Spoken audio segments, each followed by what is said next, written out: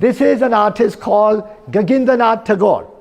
Gagindranath Tagore was the nephew of Rabindranath Tagore. So he was one of the pioneers of Indian art. He was one of the first to take from the rest of the world, absorb it. He was one of the first great social satirists.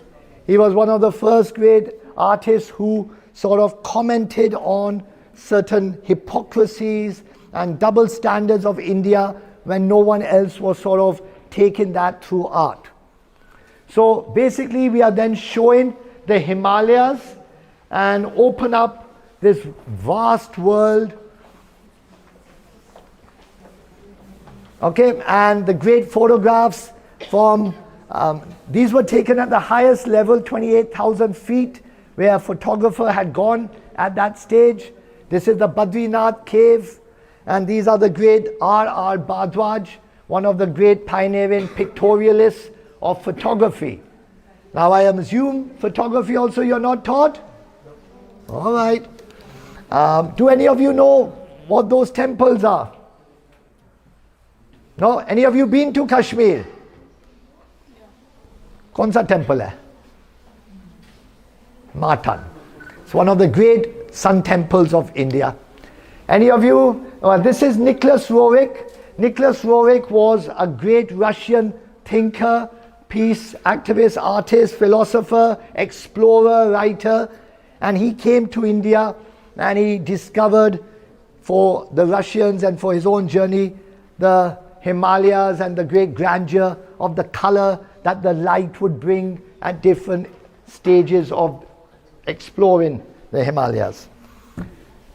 Swaminathan, the mountain bird tree series, one of India's great artists and colorists. Let's move forward and let's come here. You see this wall? This wall is trying to show in glimpses the relationship between animals, humans, nature, and the cosmos. So it's one of the research categories in one's India Studies framework. And over here, now all of you, any of you been to Ranthambore? Who's been to Ranthambore? Tell me, do you know what this is? What is this? No, it's actually something representing a tiger. If it was a tiger, we wouldn't be here, I don't think. What's the medium? What does it look like to you? A photograph. Okay, who says it looks like a photograph? You all said, put your hands up. Photograph, who says? Put your hands up, you guys. Come on, let me see. It's sketch. Okay. Who thinks it's something else? A sketch maybe? A sketch? How do you think this sketch is made? Charcoal. Charcoal or graphite. Okay, and how? Okay. These were the people who looked after the tigers. They were the Ranthambore School of Artists that was set up. The Ranthambore School of Artists looked after the tigers. Because of their proximity to the tigers, they slowly started painting and drawing the tiger. And they use here the soot, which you get from the exhaust of a car. You put it on a newspaper. You fold your newspaper 9 times. When you fold a newspaper 9 times, you get a tip which is as perfect as any pen. And from that newspaper tip, they made these drawings. Okay, obviously they have a photograph to look at, but the energy, and this is that same artist there who did your Jamni Roy Christ, the little Jamni Roy. So here we are showing different forms of animals. My favorite, I have a sanctuary for abandoned and injured dogs and cats. And so for me, the way the humans are treating the dogs is a disgrace. And I hope you as younger people will have a bit more empathy and will hopefully take to task those who show cruelty against the dogs, especially the stray dogs, who are the most beautiful, honest, decent, loyal, and loving creatures in the world. Please understand, just in case you didn't believe me, this is an image of Dattatreya, who was once the Trinity God of Pashupati. And the 4 dogs here represent the 4 Vedas. So the dogs were given the highest respect all throughout our history. The only companion Yudhishthira chose was a dog to the gates of heaven. A dog will never, I'm putting in my 2 pennies on animal welfare, excuse me. A dog will never bite you unless it is worried about its children being attacked or you are attacking it. You got more chance of the human next to you biting you than a dog ever biting you. Here you got the explanation. So one of the great artists that has shown the empathy of the dog is Somnath Hall. Somnath Hall is another great artist. Here you are seeing how from drawings, sculptures are evolved. Here is one of India's greatest international artists and teachers. He was the head of the New York School of Art and Printmaking, Krishna Reddy. And he created in the 50s a very unique intaglio process which brought in multiple viscosity processes so that you would have multiple colors move in a very organic way. So all the forms he was trying to express in the 50s were these great organic forms. This is a spider's web, jellyfish, whirlwind, wave, blossoms, tree trunk, germination, all these kind of ideas. Then you got another great artist who used the folk traditions of India to show his art, Jyoti Bhatt. This is a Hira Jubilee trophy. I had nowhere to put it, so I put it here because it's that. And Munaswamy was one of the great artists of Cholamandal, though he was never allowed in Cholamandal because he had problems with his head panika. But this is his version of animal. And here is India's finest artist who took the folk and tribal traditions and inspired his art. Over here, all of you, these are the prize which will change the educational system of India. That is the film booklet. In the film booklet are the original credits, the storylines, the lyrics, all the cover images, what's the next feature. Without this booklet, you cannot really teach the history of film, and you can't teach the history of many related subjects. And therefore, this was the prize part of our collection. This is a little drop. We've now collected nearly 89% of all films ever made. So this will one day, very shortly, you'll see how this is helping you understand your subject. Turn around and you will see a small sample of the archive of India's most celebrated international filmmaker, not just then, but even now. No one really liked Satyajit Ray, and it wasn't just for the sake of name. He truly was a great Renaissance polymathic mind. He was a graphic designer also. He was a book illustrator. This is his book illustration for children for Bengali script. He was a writer, he was a filmmaker, cinematographer, he loved music. He had a great relationship with Ravi Shankar.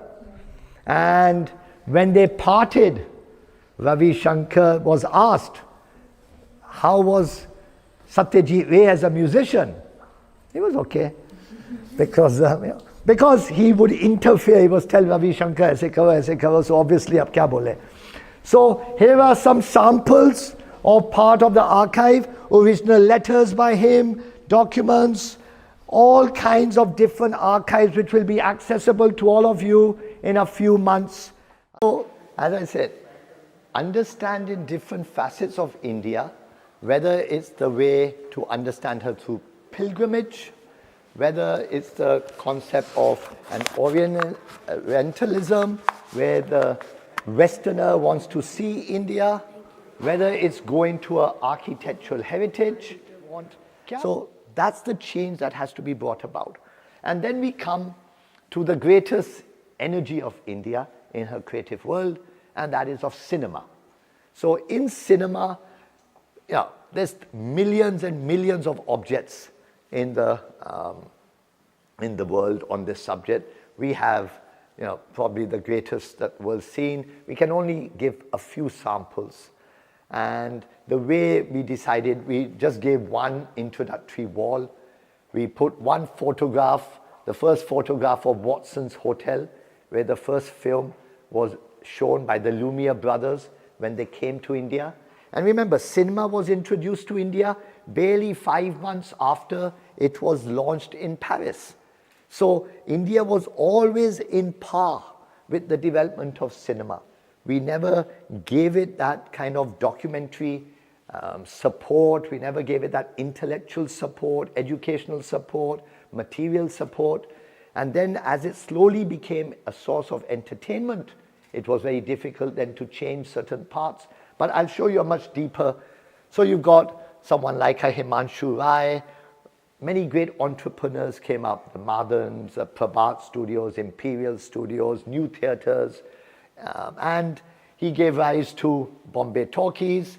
Then we are just trying to show one film of the period of the 50s, which was the transformation period of India from a Neador to Avara to Jhansi Ki Rani, one focusing on the divide between rural India and urban India, one focusing as much on the greed of urban India and the imaginative world, one focusing on the past and our struggle to become India and the kind of epic proportions. And then we use the example of one classic film, Pakiza, and different art forms in the material. And like this is the Golden Jubilee Trophy of Pakiza. The world probably has not seen this for about 50 years because it's lost to humanity in a way. It's not in museums, it's not in anywhere. Now the kind of craftsmanship that goes into this, again, that's been lost.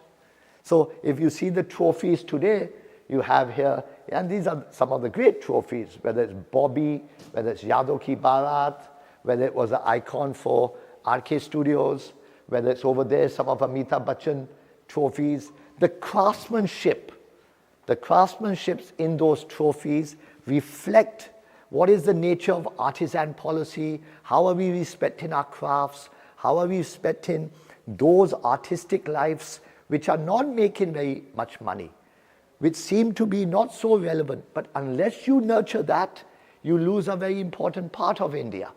So, and India's had more artisans than any other country in the world. So nurturing the craftsmanship, whether it's in cinema, whether it's in rural India, whether, look at behind you, the little Buddha made from jute. Now that kind of Buddha, look at the Buddh Gaya sandalwood work. Look at the small Sanchi stupa. That kind of craftsmanship is gone now. Even if you want to bring it back, you can't, because the families have been destroyed, they've not been nurtured, they've gone to the urban centers, they've lost their livelihood, their sense of community. So all of these questions get taken up. Now over here is a section with the actual artworks which made the publicity of cinema. People only think of cinema that you watch a film. That is why one of the biggest problems in India was that we had this great love for cinema, but we didn't have a great cinematic culture. So a country like France can claim a great cinematic culture because it wasn't just watching the film. It was everything around the film, the art of the film, the criticism of the film, the discussion, the filmmaking processes, relationships to the rest of the world, taken from literature, taken from other sources of drama, poetry. All the arts are working together to create a culture. that cultural framework for cinema never got created deeply enough, because then the box office took over. And so apart from the great artwork, look at this Ganga Jamna. This is the original hoarding of Ganga Jamna when it was released in Jamna Cinema in Tadio. Now, the quality of these things are gone forever. And you can see there, Mangal Pandey is the last artwork, and obviously that has a certain energy also. But this world is now gone forever. It will never come back. And then we come to another facet of Indian cinema, which was in a way the Jubilee, the concept of the Jubilee, whether it was through a trophy, whether it was through awards of throwing a Jubilee party. We've got beautiful albums on, let's say, Janjeer's 50th Golden Jubilee. There was a party at Sun and Sand. So Prakash Mehra had first of all the 50th Jubilee of Janjeer, and he also launched Hera Pheri, his next movie. He also launched Himalaya Ke God Mein, or Himalaya Se Ucha, I can't remember now. And those documents are important guidelines for mapping out histories of the box office. Now, I have purposely compared here two different worlds, the Jubilee Trophy and the film festival catalogue cover, because there are two different worlds that look at cinema very differently. One looked at cinema as an art form, one looked at cinema as an entertainment form first and foremost, and a source of box office receipt. Both of these have existed in India. Both of them have created.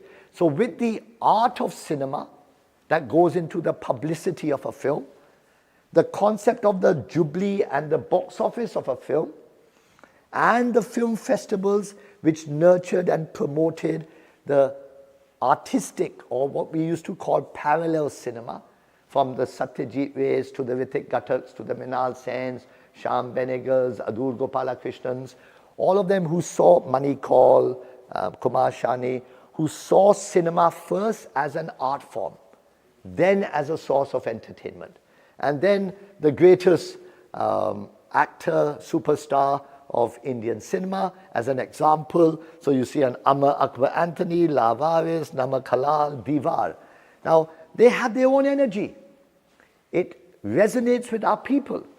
You've got two great icons for RK Studios, even greater tradition. So this together, here's another one, Ram Tevi Ganga Meli. So with the Jubilee concept, with the film festival concept, with the arts of cinema, you have for the first time, trying to put together how a culture gets developed. And then we come to our curiosity cabinets. But before we come to the curiosity cabinets, we come to this framework here. And this is at the heart of our archive. And I've not privileged it in this exhibition. And that is the world of cinema. Not just Indian cinema, but the way the world of cinema and its archives, its scholarship, its documents got created. So whether you start from Thomas Edison to the greatest probably cinematic figure in the world, Charlie Chaplin, to the birth of comedy in Hollywood, so from a Buster Keaton to a Keystone Cops to different facets of comedy. So from the 1900s, 1910s, you then come to the great period where German Expressionism was a very important part of world cinema, because as many great German film directors started leaving Germany because of the changes in the political climate, with Hitler coming to power, Hitler then changing the nature of creative freedoms. So great film directors like Fritz Lang, Joseph von Sternberg, Erich von Stroheim, F.W. Monod, Silsberg, various came to Hollywood and gave Hollywood an absolutely unique flavor. And that scholarship is what we have one of the greatest archives in the world on, and that will be part of the next exhibition, where we will privilege this world. So you can see here, these are the original handbills of Hollywood films released in India, released in the Indian theaters. At that time, Capital Cinema was a big cinema. There were many other, Wellington, there were various films. And then came Regal, Eros, Metro, New Empire, and Liberty finally on the year of independence. So this finishes one part with the curiosity. The curiosity cabinets are very important parts of any great exhibition. It puts very unique little bits and bobs for you to discover for yourself. It's like a child going into a dollhouse and finding beautiful things and playing with them and just having fun. And yet they could be very rare and unique items. So you got here the original booklets on Mughal-e-Azam and Gone with the Wind. The first postcards of Ravi Verma paintings. Various things on how Mughal-e-Azam showed itself. Cinematic chemistry. Raj Kapoor, Nargis albums. The first postcards of Hollywood. Small little things in Chori Chori. Cinematic chemistry. Various bits and bobs. So that's for the public to find and explore themselves. All right, you've got enough for that section now. I think that's too much on cinema. I'm not saying no to that, but the point is the merger of cinema with the other arts. At the end of the day, cinema carries, because of the public interest in cinema, you have to then carry other disciplines which don't have the same interest. Okay, so that's the main objective here, that cinema gives energy so that the fine arts gets integrated, the popular arts, architecture, photography, all of these get a certain role and importance which otherwise they would not get. Okay, so one important part of our research framework for India studies is the animal, human, nature, cosmic continuum. That there is this underlying thread which unites all living souls, whether it's an animal, whether it's a human species, whether it's the nature of all our flora, fauna, nature, or whether it's the stars and the planets and the cosmos. All of this has a logic and a continuous relationship which doesn't get broken. We may try to dominate one, privilege one, break down one, but at the end of the day, when we understand that linkage, we are much more in harmony with. So one part of this exhibition is the relationship between the fine arts and how they've expressed animals and human nature relationship with animals and nature. So from the great, this is one great example in Ranthambore. Now in Ranthambore is one of the few places in India where both nature reserves, animal reserves and architectural reserves are tackled together. There's no other place really that has that synergy. So Ranthambore, and there's a group of artists who lived and protected the tiger, who then became artists because they understood this is pencil drawing. How? From charcoal. They take charcoal from the soot of a car, from the exhaust pipe. They take a newspaper, fold it 9 times, and from the tip of the newspaper, the drawings are made. So that's the quality of the drawing. Obviously, there's a photograph from which they use, but that again comes back to the craftsmanship of India, that there are thousands and thousands of fine, creative people across our country who don't get the support they need to develop. Then this was just to put perspective that the cat, Jamni Roy's cat. Then the whole concept of Dattatreya, one of the, once upon a time, the god of Pashupati, and it needs to be revived because people, the way they're treating the stray animals today, the dogs and the cats, is absolutely shameful. It's the sign when the human being reaches their lowest level of gatiyapan, that they can't look after the most helpless, the most honest, the most decent and loving of creatures. And the dog has been the oldest companion of human beings. Yudhishthira only took a dog. This is the depiction of Dattatreya. Who are the 4 dogs? They are the 4 Vedas. So from the time of ancient Hindu philosophy, the dog has been respected. And today we have people killing dogs, beaten dogs on the street. It's their home. Now, how do you get across that understanding? Look, you can't force people to love. You can only open their mind and give them opportunities to learn. So art has, Somnath Hall was one of the great artists who depicted the dog in many forms, its helplessness, because he was actually focusing on wounds, the concept of wounds. Human wounds, animal wounds, wound होता है. इसको लगता है या मुझे लगता है, एक ही बात है. That concept of the wound is what he is trying to express. Similarly, you take one of the great artists of India, D.P. Roy Chaudhary, and how he's depicted a dog feeding her children. You look at the concept here of, this is nothing to do with the dog, but it's the relationship between drawings and sculpture. A great artist like Dhanraj Bhagat.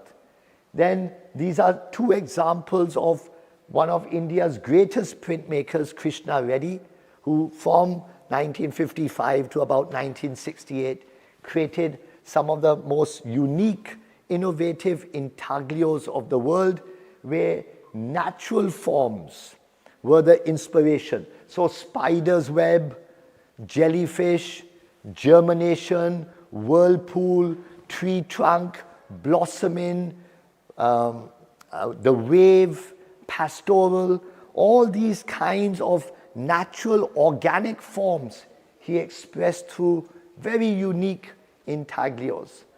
Then you've got artists like Jyoti Bhatt, who tried to revive the craft traditions in the fine arts and also take forward certain aspects of it.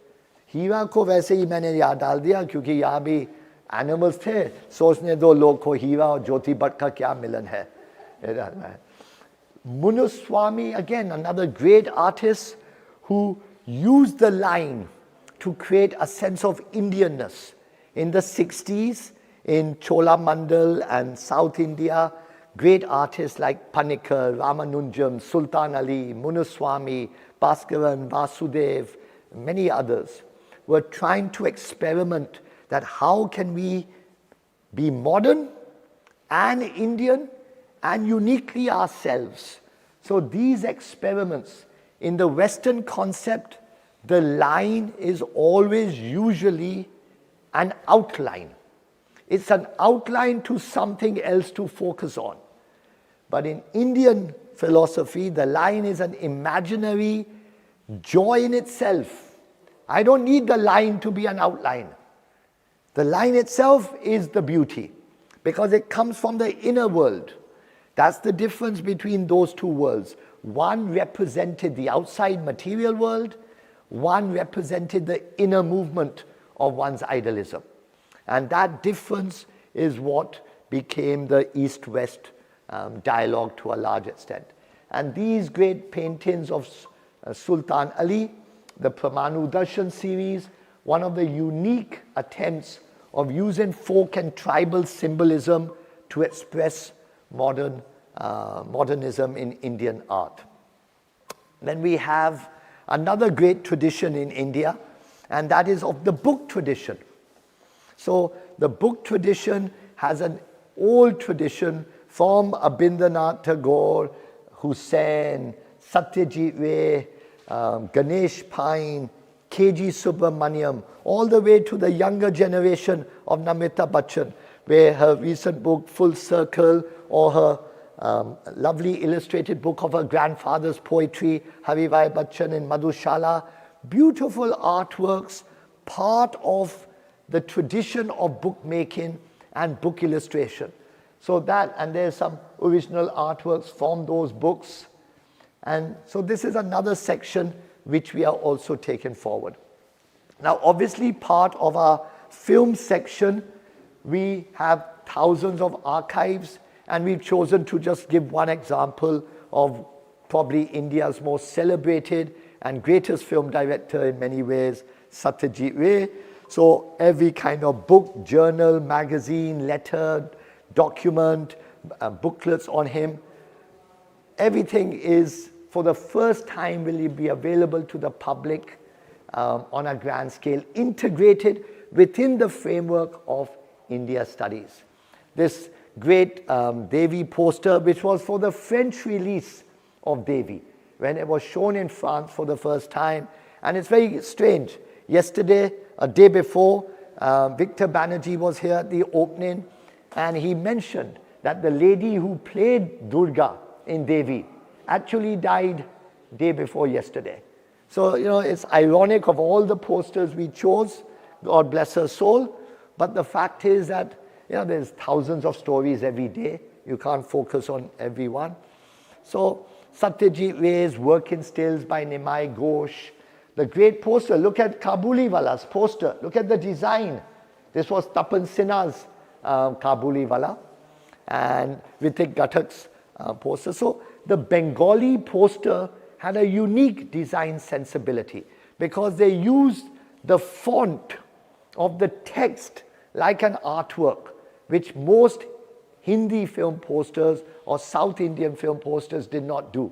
So that's why Bengali film posters are a bit more beautiful and aesthetically pleasing and graphically exciting, because they use the font, image, dialogue, jugalbandi in a better way. All right? Take, for example, the whole journey of India's struggle to be herself, to create an India Studies conceptual framework, is from the 1880s to the 2020s. Now, all 6,000 years of India lives in 140 years. So we have always this violent, non-violent dilemma in all civilizations. India took it to an extreme because of one individual, passionate thinker, and that was Gandhiji. But at the same time, when you struggle against foreign power, violence is the norm of most ways. Now, Gandhiji, people think they understand. Our objective is to show, no, you don't. There are many ways to look at even the most established icons of our century. You look at him from here. Now, if you see something like this, most people don't get it, because in the 1870s, 80s, Hindu mythology was shown in the Calcutta presses in Bengal from Kansari Para, Chor Bagan, Calcutta Art Studio. Look at that. Yamma, Shiva, Makhandaya. Then Ravi Varma press came along. People started copying the Ravi Varma press. And then you see how political propaganda uses myth, uses religion to bring about a relationship and communication with the people.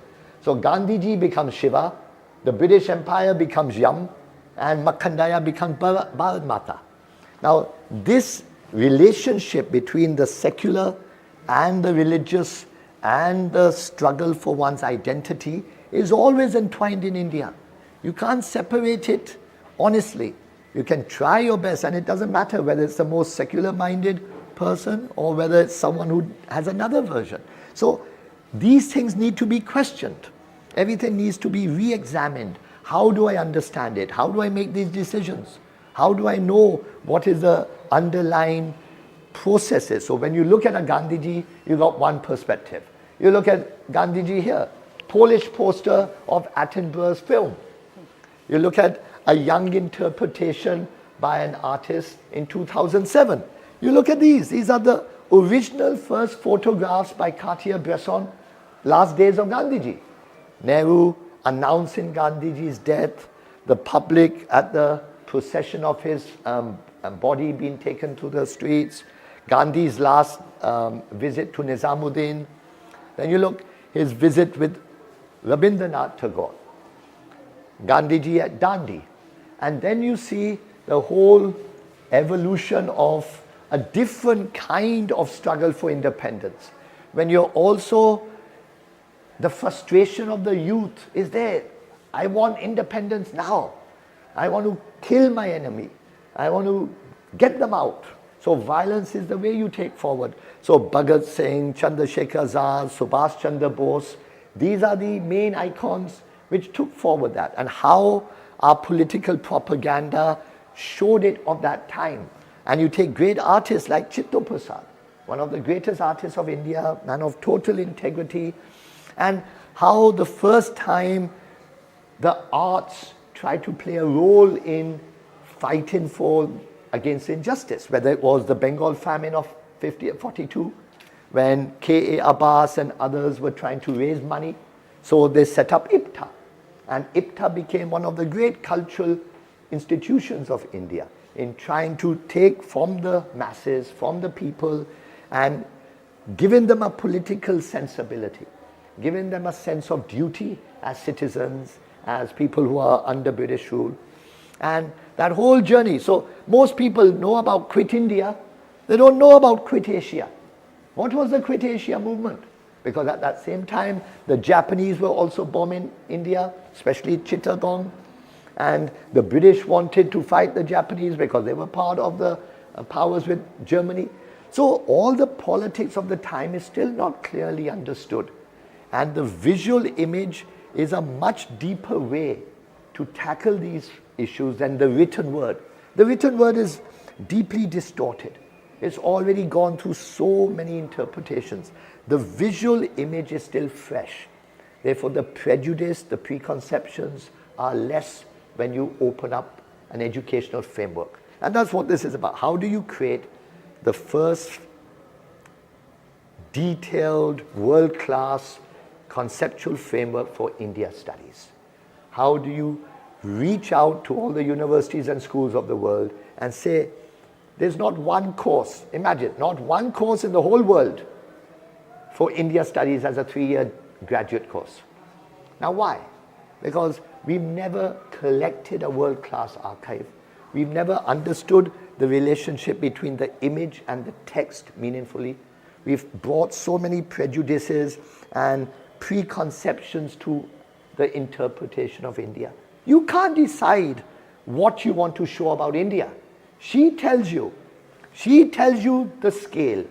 She tells you the complexity of the diversity. You can't pick and choose what you want to tell. You'll never solve the problem then.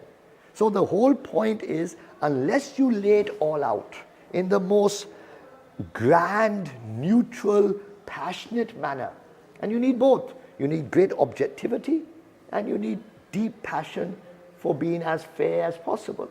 So you take a simple, look at, imagine this, one simple 2-ana lithograph. And in that is the whole history of the Congress movement on one way. Every personality of importance, their proximity to Gandhiji, left or right, above or below, were they related to this, were they related to that, in one simple lithograph. Much more exciting for the students to understand this than to be read in boring books with words and words and words. So that energy, today education is facing that problem. It's always faced that problem. How do you excite and inspire the youth? It's not simply, you can't teach anymore. You have to lead them to a self-discovery. You have to lead them to an inner sense of awareness. How someone's identity is molded is the choice of the individual. That choice can only be fulfilled if self-discovery is the main mode of education rather than teaching or even learning, or even the more fashionable word, mentoring. What is mentoring or learning? You have to give them a vision. You have to give them guidance. You have to give them all the raw materials. You can't just tell them something. So the heart of our educational problem today is this lack of access to the great, meaningful visual documents that make the last 200 years of India. That's what we are trying to now give. So this is one small part, part one. Now you take part two. Now from here we can go in two directions. You come here and see this way. Okay? So when you come from there, you have two ways of looking at it. You can look at, one way is to see it from the point of travel. Let them also be, they're part of the audience now. Okay. You see from there, please. Okay. They are part of the travel, or you can go deeper into the political responsibilities, the social responsibilities of the creative mind. So let's say we take this path and we come to how you discover India. How did India want herself to be understood? It's a very important way, that how did we come to know what is India? Who is she? How do we study her? How do we explore her? How do we visit her? Where do we place the emphasis? What do we ignore? What do we not ignore? So all throughout first travel was basically about pilgrimage. We would go to a Palitana, we would go to a Bodh Gaya, we would go to a Nalanda, we would go to a Banaras, we would go to Brahmeshwaram, we would go to Palni, Tiruvallalai, lots of places, Sharangam, that's there. So the whole concept of pilgrimage, and then pilgrimage suddenly gets a boost when the first railways come about. So because of railways, you can travel further, and because of that, you want to promote, आइए, Sharangam के पास आइए, या Allahabad आइए, या Banaras आइए, या Mathura आइए. So these posters were created by a great artist called M.V. Durandar. So these are the first posters created in India to facilitate travel. And you notice that in the 1920s, it is going to the holy sites. And in this case I've given you Sharangam, but I can only show in this exhibition one sample of the thousands that we have built up. So you have on, as I said, Mathura, you have on Allahabad, you have on Palni, you have on Rameshwaram, Tiruvannamalai, and so on. Okay? Then you had the other way of looking at India. She was part of the Orient. So the Orient had, obviously today it's seen with a great kind of prejudice because of certain perspectives of post-colonial studies. Edward Said's Orientalism in 78 changed that perspective to a large extent. And as a result, you can see the kind of design tropes that are used. So you can see the turban, you can see the Chinese and the Japanese haircuts, you can see the elephant, you can see the Vietnamese topi, you can see other parts. So even though this is a great piece of design, we bring our post-colonial attitude that it's about Orientalism. And as a result, we undermine it as a piece of graphic design and as a piece of history. It's part of the journey. Whether you agree, disagree, is neither here nor there. Respect it as part of one piece of the jigsaw. Contextualize it with another piece. Look at it here. Here's another example. Now they started choosing particular monuments. So in this case, it's Chhatar Manzir. It could be Bodh Gaya. It could be so many other monuments that were chosen in Jaipur, in Udaipur, in hundreds of parts of India. Now you see how a poster is designed. And you look here and you see the actual photograph from which a poster is taken, its designs. So these original photographs, in this case by V. Pont. क्या हो गया यार? Why are you so, let it be. Whether it is the pilgrimage framework, whether it is the concept of the Orient, whether it is using the monument as the focus, or in this case, you can actually interpret what are they trying to present about India. Look at the monuments chosen.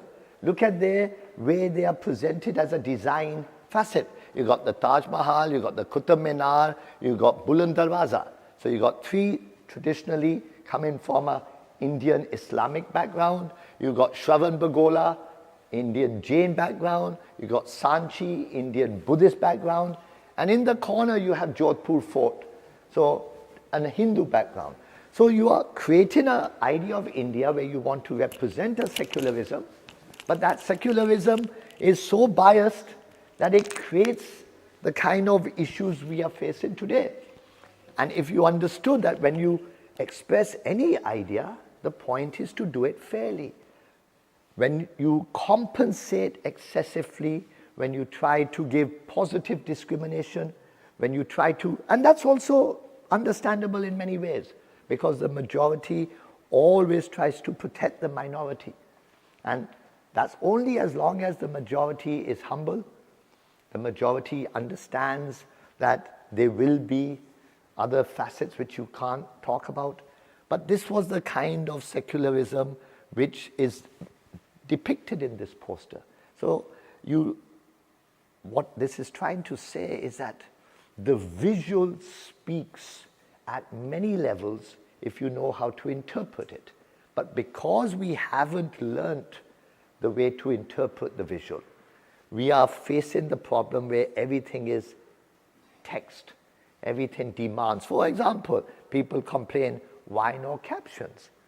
No captions because we want you to look at the visual. There may be other practical reasons there's no captions. But the bottom line is, for 10 years, I've never worried about captions. Okay, I handed over to someone else to do, knowing that basically most of them will never do it properly. Because the image is not being read by the public. And therefore, the image and the visual is not part of our educational system in any meaningful way as a source of knowledge. It simply is a complement to the text. And that's one of the biggest problems facing education and academia. And this exhibition is showing that that can change radically. Discovery via Rediscovering India is 30 years journey in creating the first structure, framework for India studies. सारी दुनिया में अभी तक एक 3 साल का undergraduate course India studies के लिए नहीं है. तो हम 30 साल से कोशिश कर रहे हैं कि वैसा प्लेटफॉर्म बनाया जाए, कैसे बनाया जाए, from the arts, cinema, architecture, political sciences, social sciences, all the visual arts, उसमें वो जो energy है, आप देखो, whether it's a film poster, whether it's the fine arts of great artists, whether it's political propaganda, whether it's travel posters, whether it's architectural monuments, whether it's to do with science fiction, mystery, we've created a unique framework. And now to make this framework open to all the universities and colleges and schools, ये exhibition, पहला exhibition है, जो दिखा रहा है दुनिया को कि देखिए, India ऐसी चीज़ है कि आप, you can't take out what you like.